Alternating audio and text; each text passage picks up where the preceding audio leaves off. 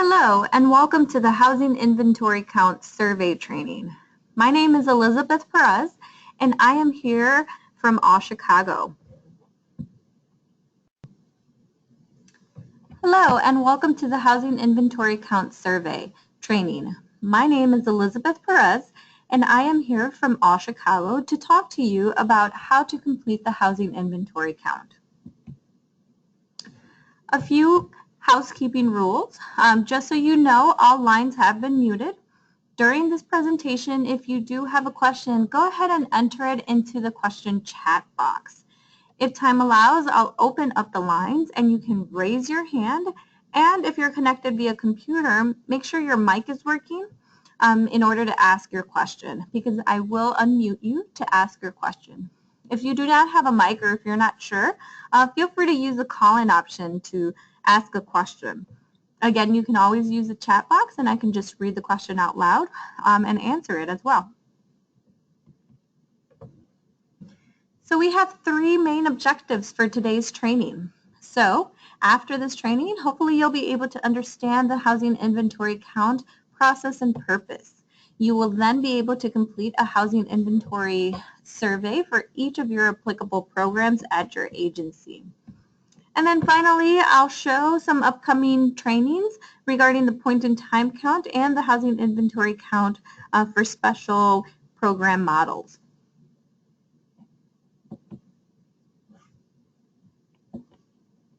So before we dive into everything, let's just take a quick look at our agenda. So I'll be going over some common terms and I'll also be discussing some HIC history and purpose, along with the 2017 HIC process. I will then briefly go into the HIC survey sections, and then we'll have a chance to look at some common mistakes that I saw in 2016. I'll also have a chance to talk to you about the due dates, and then finally give you some helpful tips and resources.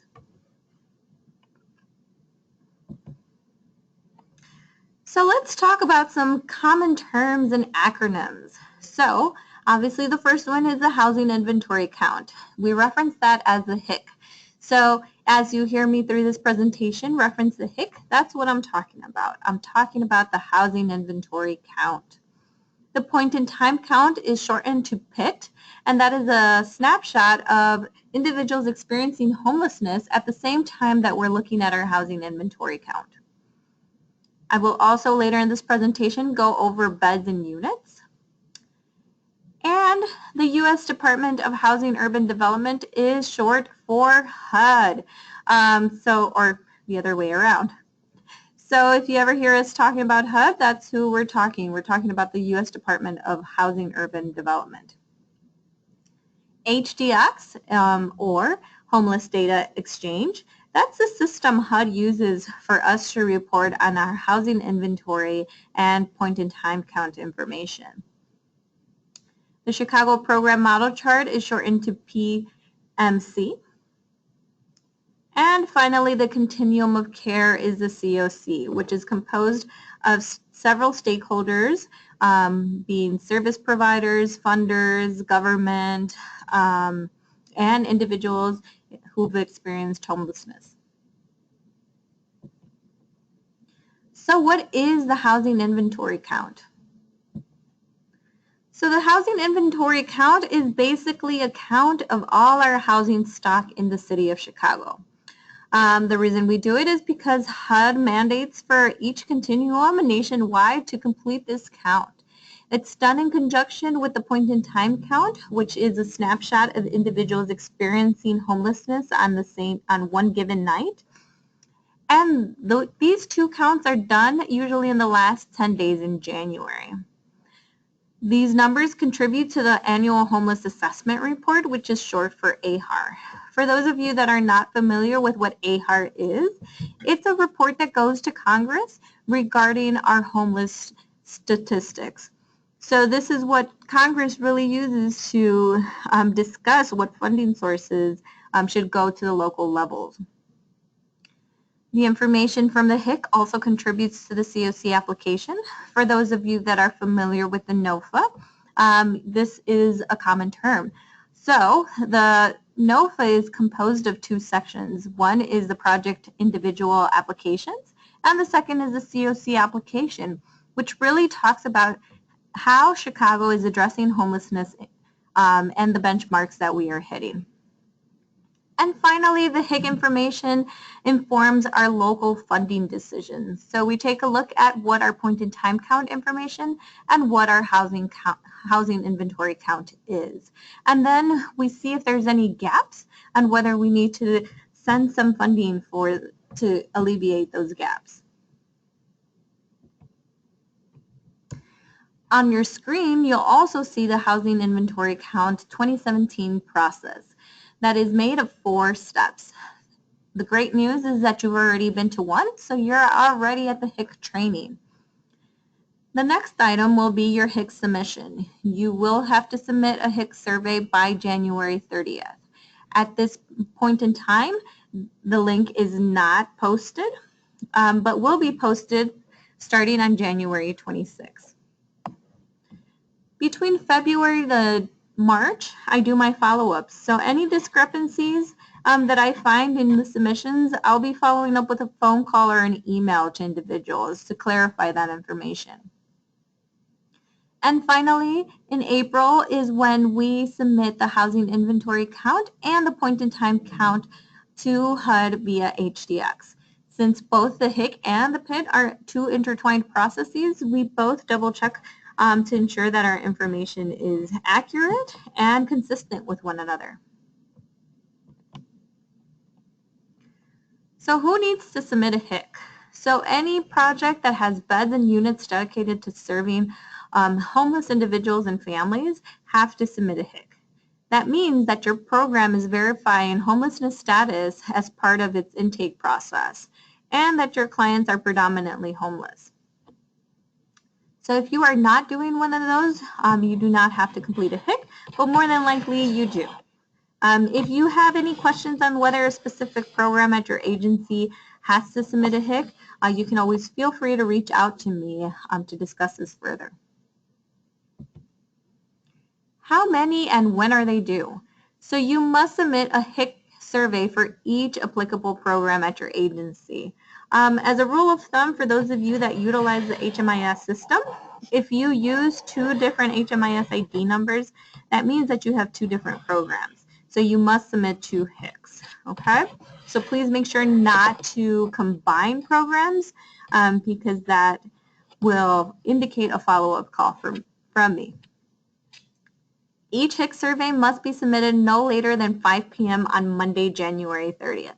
Since there are questions in the HIC that are related to the point-in-time count that will occur on January 26th, we've given you a couple of days to go ahead and check in with that person if there's someone else who's doing the point-in-time sheltered count at your agency, or just give you a chance to kind of review, come back on Friday to make sure that you know what the numbers were before you go ahead and submit the HIC.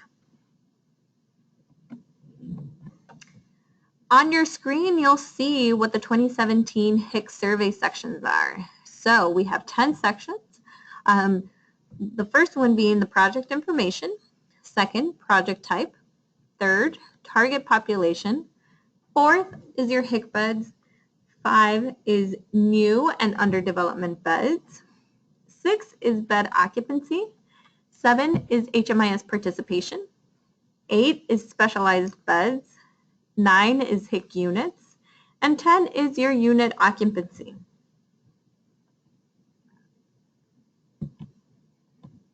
In the first section, you'll be asked about your project information. So that means you'll be asked the name of your agency, the primary and secondary contact, your site address, as well as your funding sources. A quick note about the primary contact is at the end of the HIC survey, a confirmation email will be sent to the primary contact person. So in the event that you list yourself as the secondary contact, please make sure to check in with that primary contact to ensure that they received that email communication.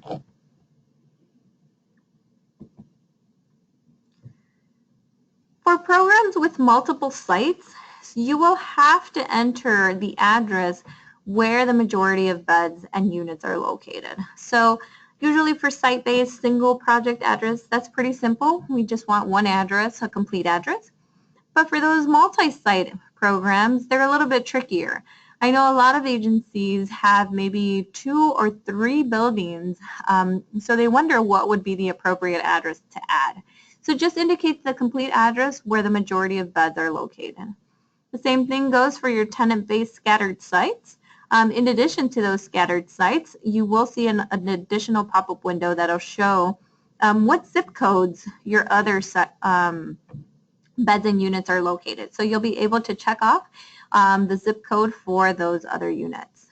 And finally, for domestic violence programs, you will not have to enter an address because your address will remain confidential. In addition, you'll be asked your funding sources, so we'll be looking at these funding sources listed on your screen.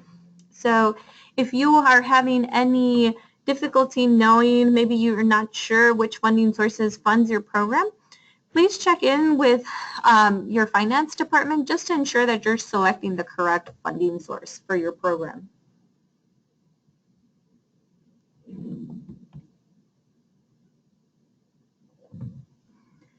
Similar to 2016, you'll be asked to enter a username and password. We have set up the survey, so pre-populated information from 2016 HIC will show. So in order to access that information, you must enter a username and password. What your username is your project name. And what the password is the HMIS ID number. In the event that you do not recall what the complete name is or what your HMIS ID number is, you can always feel free to click on that hyperlink that I'm kind of showing through my arrow.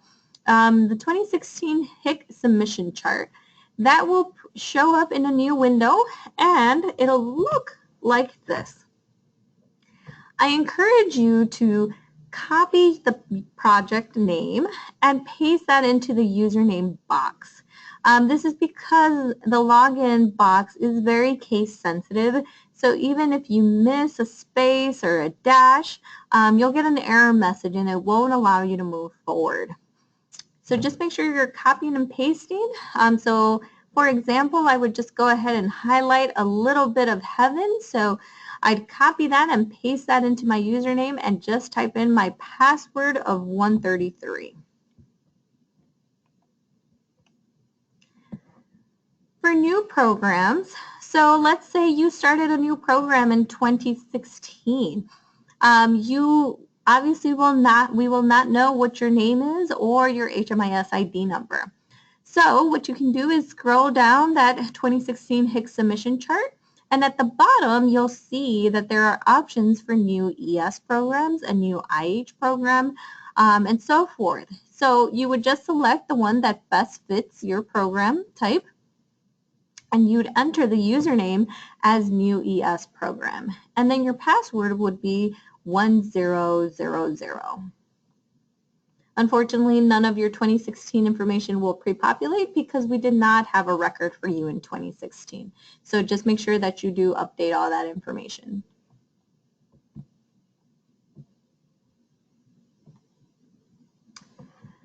Then you're in section 2, your project type. So again, your information from 2016 will pre-populate. You will see what in 2016 was reported as your Chicago program model, your HUD type, and your bed type if you are an emergency shelter. If you are not an emergency shelter, this will just show as NA. You will be asked if all that information is correct, and if not, additional questions will show up. This is a snapshot of what your screen will actually show. So, in 2016, we had some programs that were unable to see the entire name of the Chicago program model type. So we've been able to extend that text box. However, depending on your screen, you may get cut off similar to how you see in my screen, and you'll see a gray bar right below. In an effort to see all the information, you'll make sure to click on that gray bar and just scroll over so you can see all the information in its entirety.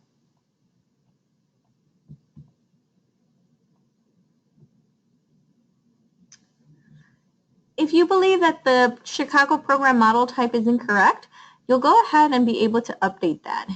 If you have any question as to which of these categories you would fall in, you can always go ahead and click on the hyperlink for the Chicago program model chart to review all the different program models in Chicago and pick the one that best fits your program.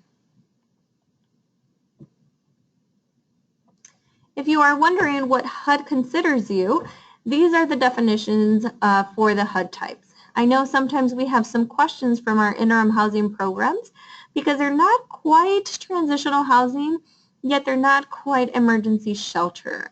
So if you have any questions about your classification for HUD, feel free to reach out to us. All Chicago and DFSS do determine kind of based on the feedback that we get from agencies on how your program operates and also review the funding source to determine the HUD type that best classifies your program. Section 3 is regarding your target population. Again, your 2016 information will pre-populate. And one thing to note about the target population is that it is not mandatory. So since I have done the HIC for several years now, I'm able to identify a couple of agencies that change their target population from year to year. So perhaps in 2015, I was informed that your target population was single males. Then in 2016, it's single females.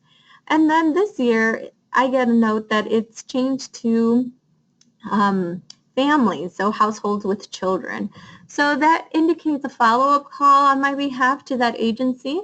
And usually most of the time when I'm talking to the agency, I find out that it's not that they're targeting that specific population, but it's just a snapshot of the representation that is in their program on the night of the count. So if that is what you're clicking, please make sure to update that because you do not have to necessarily have a target population, but if you do, we want to make sure that we're classifying that. So if the information is correct, you can just list and answer that question that it's correct and move on to the next section. If not, additional questions will pop up where you will be asked to update the information. Section 4 is regarding your housing inventory count beds. So again, your 2016 HIC beds will show from, and just a note on this, these numbers may be different from the amount indicated in your grant. And that's okay. So what we really want to show is what your actual beds are available at your program. So we know a lot of programs in their grant, they've indicated that they may have 50 beds. However, in actuality, you may be serving up to 60 beds because you see maybe you're a family program, so you see that there are larger families and so forth. So for the purpose of the HIC, go ahead and indicate those 60 beds. This number will not be compared to the data quality or to your project application at the time of the NOFA. We really just want to get a sense of what your actual beds are and what you would consider would be your capacity. Finally, if you're an emergency shelter, you will see a bed and unit availability and overflow bed number there. For bed and unit availability, that depends on whether your program is available year-round or maybe it's only opened on a seasonal basis. So if that's the case, if you are a seasonal-based program, you will have to indicate your start and end date. For overflow beds, I know there are many programs in Chicago that have some overflow beds. In the case that it is an extremely cold day on January 26th, you'll have additional overflow beds that you open. If that's the case, you'll see a number there. And if that has changed, go ahead and update that information. So you'll be asked if all that information is correct. If so, you'll be able to move on to the next section. And if not, you'll have additional questions to answer. Section 4 is regarding your HIC beds. So this means your total number of beds available at your program. So this number incorporates all the new beds that came online after the 2016 HIC. So let's say last year you reported to me that you had 50 beds, but in July of 2016 you increased by 10, so now you have 60. So make sure you go ahead and update that to reflect the 60 and keep that number in your mind, because that is going to be your universe number where you'll be answering the next series of questions. Section 6 is regarding your bed occupancy. So you'll have to indicate out of those total number of beds, how many of them were occupied, which means there's a person in the bed on the night of the count, and how many were vacant or open or unoccupied. Again, this is based on your occupancy for the night of the count, which is January 26th. You will then have to indicate based by the household type. So let's take that 60 number. So you have 60 total beds. So let's say 30 of those were for single individuals. So you'd go ahead and list the 30. Oops. Let me go back real quick.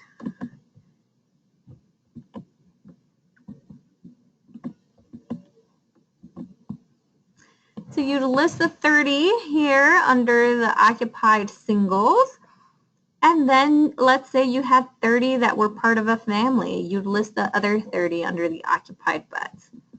For households with only children, that is only for children under the age of 18 that are unaccompanied.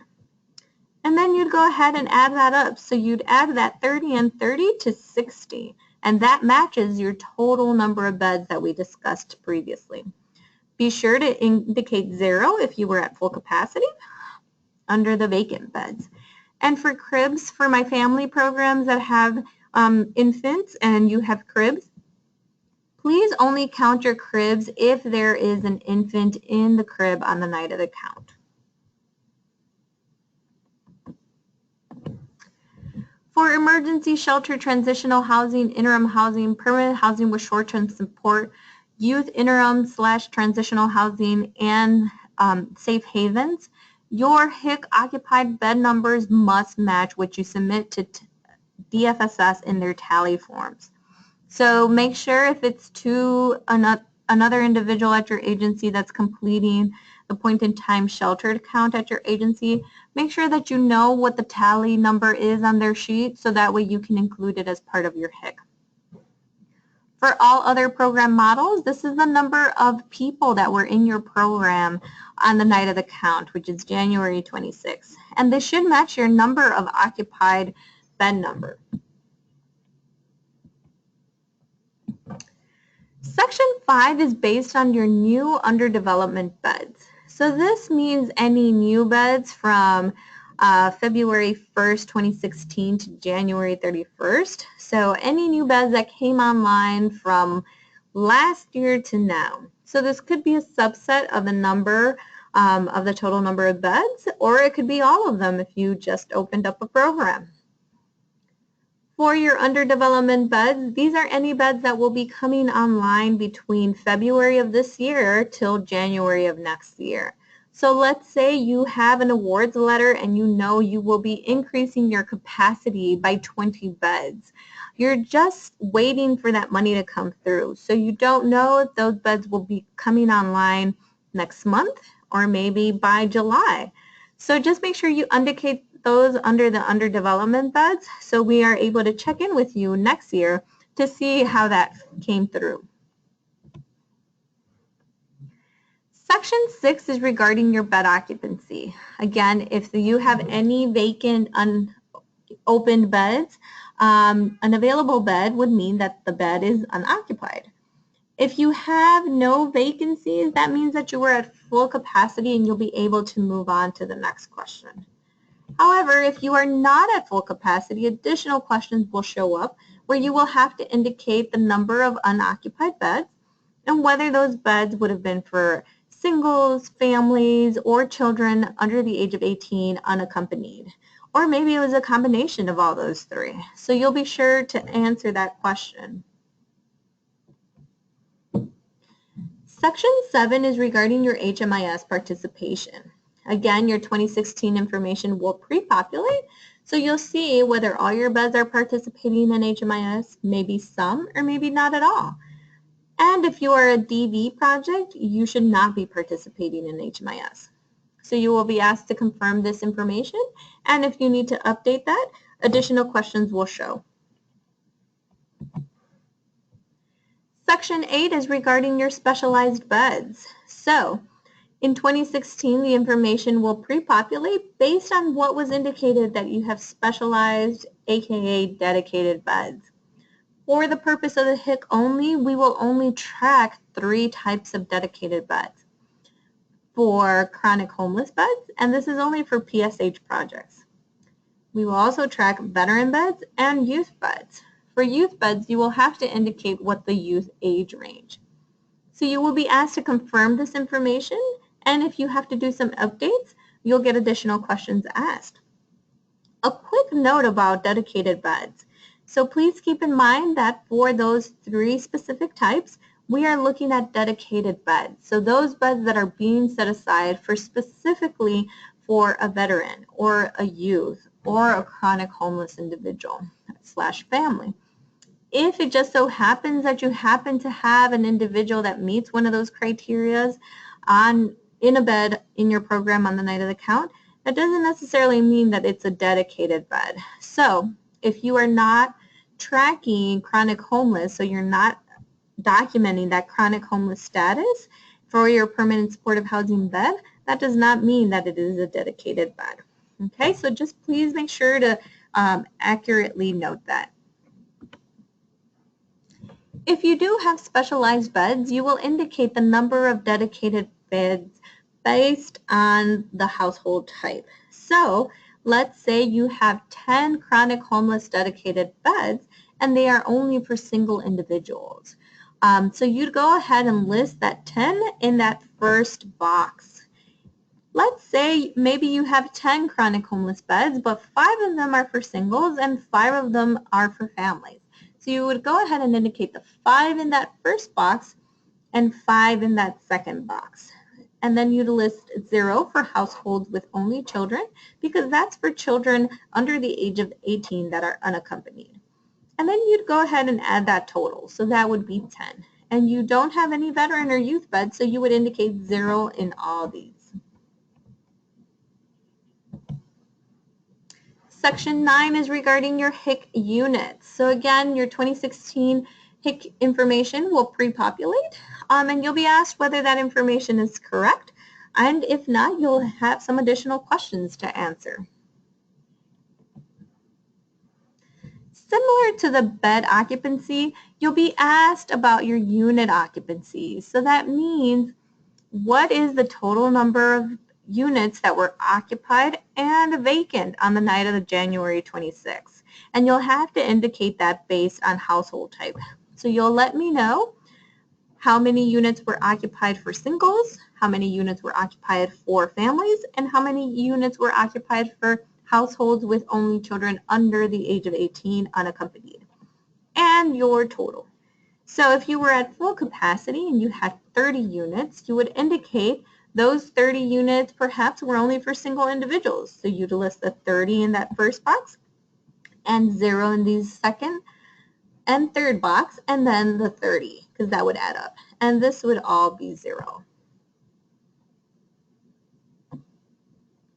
If you were not at full capacity, you will see additional questions show where you'll have to indicate the number of open units, open or vacant units, and you'll have to indicate whether that unit would have been for singles, families, or unaccompanied children under the age of 18, or maybe a combination of all those.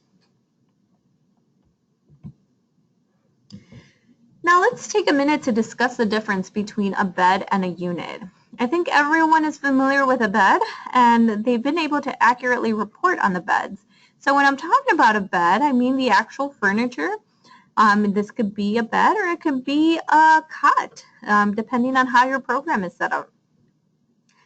Your unit is what we would consider as a separate living quarter. So depending on your program, this can be an apartment, or maybe it could just be a bedroom. or maybe it's just one single room where you house all your beds. So it's the actual place where that bed is physically in. So if you have maybe 5 individuals or 5 beds in one bedroom, and then you have maybe 20 in a large room, that means you have 2 units. So make sure that you're indicating that.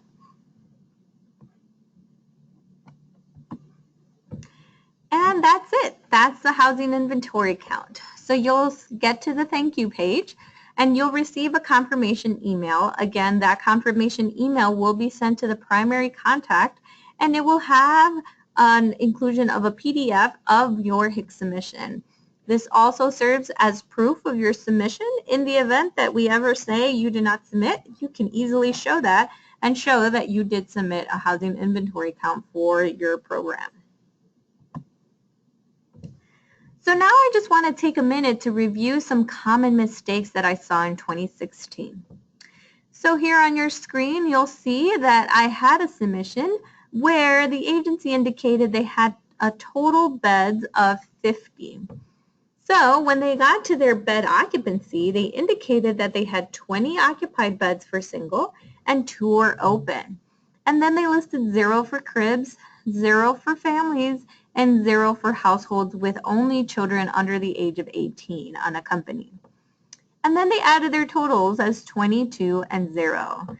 So, as you can see, this 20 and 2 add up to 22, which does not equal that total number of bed of 50. So make sure that the total sum in that bottom row adds up to 50. That matches your total number of bed indicated. Next, you'll see that that same program indicated, hey, I do remember that I had 30 individuals occupying a bed on the night. So they went ahead and resubmitted the HIC survey for me and told me they had 20 singles in a bed. They had 30 families, so that means that they had 30 people that were part of a family, so that includes children as well. And then they had 0 children that were unaccompanied under the age of 18. So they went ahead and added all that up and listed 50.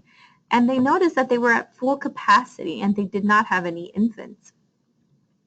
When they got to the next question, they answered that they only submitted on their tally forms 25. So as you can see, this total sum of 50 does not equal the 25.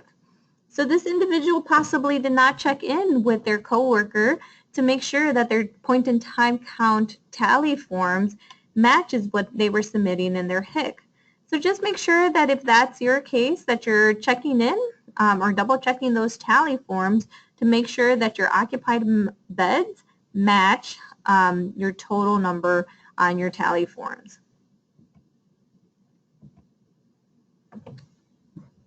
Next, we have an agency that indicated to me that they had 33 total units. However, they only listed 20 as being occupied and 2 as being unoccupied. And then they skipped these 4 boxes and they came down and said 20 and 2. So the first thing is this equals to 22, which doesn't equal to the 33 total number of units. And the second thing is they left these 4 boxes empty. So please make sure to type in a 0, especially if there is none that's applicable to your program, because if you don't, you'll get an error message and you won't be able to move on to the next section. Next, we have a program that indicated that they were a low threshold youth overnight shelter.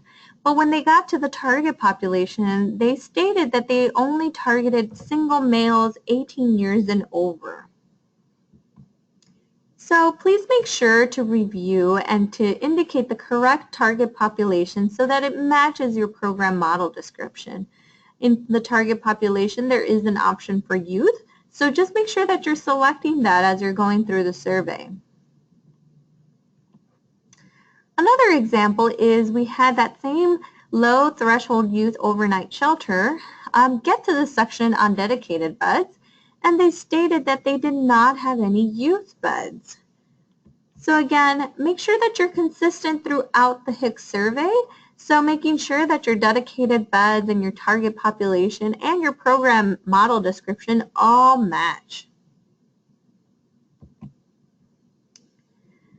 Next, we'll have a permanent supportive housing program. So in the bed occupancy, you'll see a section that asked if you had any small children doubled up to one bed. If that is your case and you are a permanent supportive housing program, please indicate that every child has a bed and they're not doubled up, okay? This is only for our transitional housing and emergency shelters. A very common question that I got last year was that I had individuals calling me indicating that they could not move forward to the next section. They weren't sure what was going on. They answered all the information, so they couldn't see why they couldn't move forward. If you get this window at the top of your page, that means that you might have overlooked a question.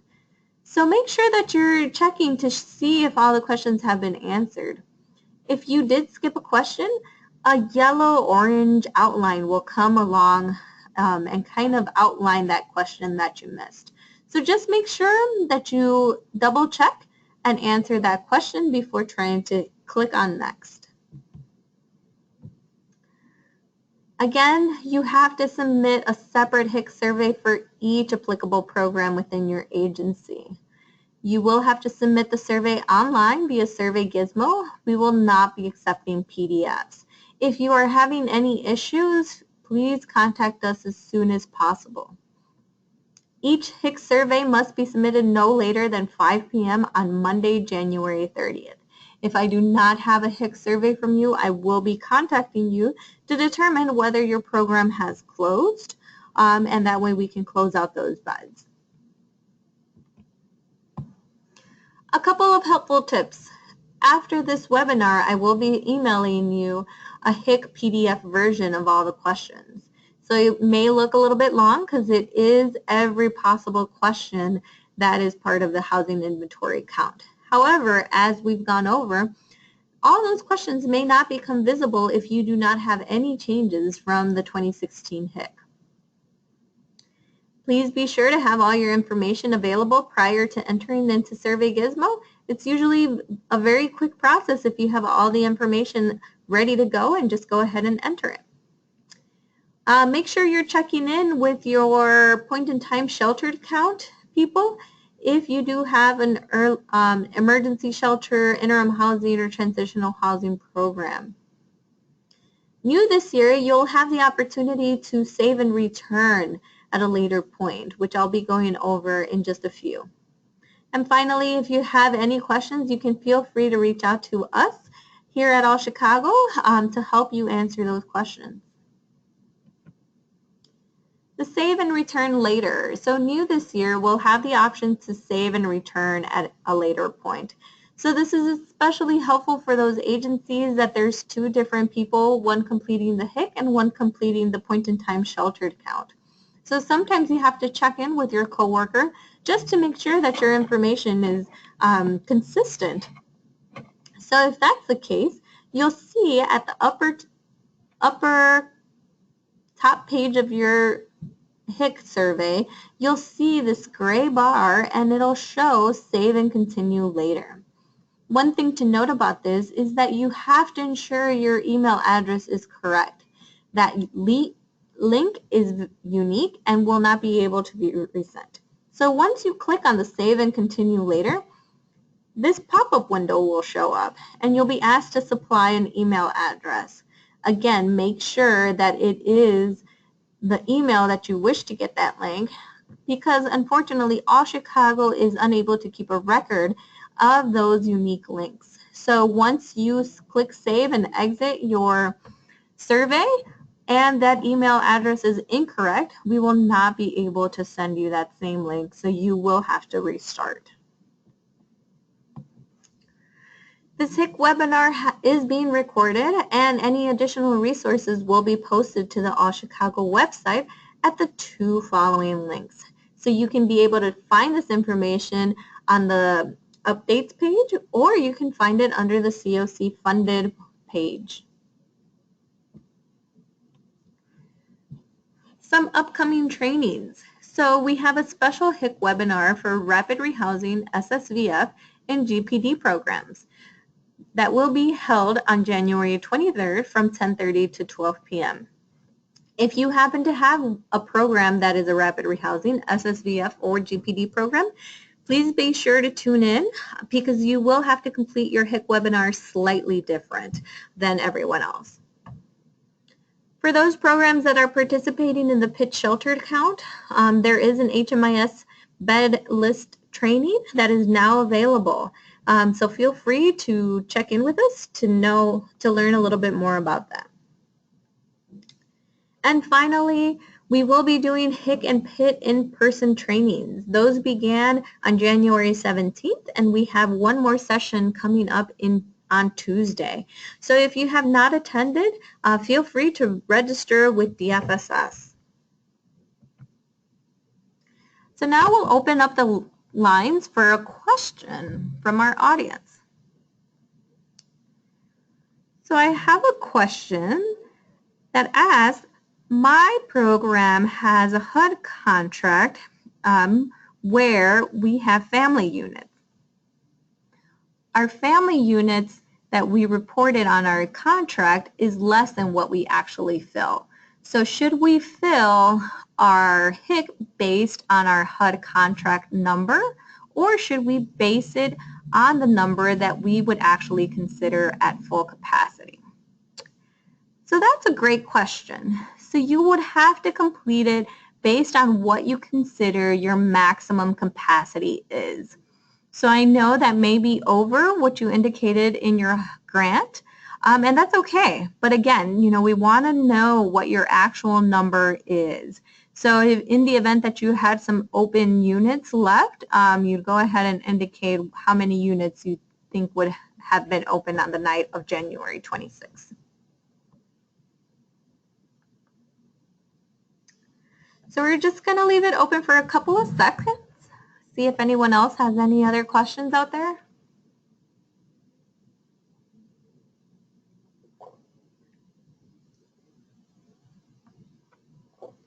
Okay, so in the event that you do have any questions, feel free to reach out to me. You can reach me at cocprograms@allchicago.org or at 312-379-0301 extension 20. I will say that email is quicker for me just because there are times I am out in trainings and I am not able to get to my phone. So please, in that case, I would encourage you to utilize email and I'll be able to call you back if you want to talk in person or maybe respond via email. If you have any HMIS related questions, feel free to contact the help desk at hmis@allchicago.org. And if you have any questions about the PIT sheltered count, you can contact Felicia Collins at felicia.collins@cityofchicago.org. So thank you all for attending. And again, if you have any questions, feel free to contact us.